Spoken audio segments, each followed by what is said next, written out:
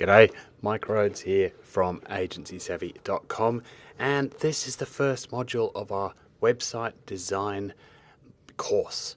We're going to go through a whole bunch of stuff here to help you make sure that your website is better. So this is really designed for a business owner. Hopefully that's you. More so than, say, an agency. Certainly not designed for a web design agency, although I can think of a few that ought to go through this, to help you end up with a better website. So let's have a look. A little note before I get to that list: it's not too late. If you're thinking, I'm set in stone, I can't change anything, that's not true. Everything can be changed. Whether or not you've got access to do that at this point in time, that's a different point.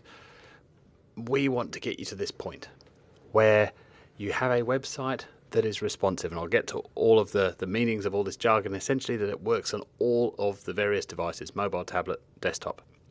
Your logo's used well, your navigation is good, and your visitors are able to move around your site nice and easily. There's no clutter, there's no friction, stuff getting in the way, stuff looks good, and you're building credibility.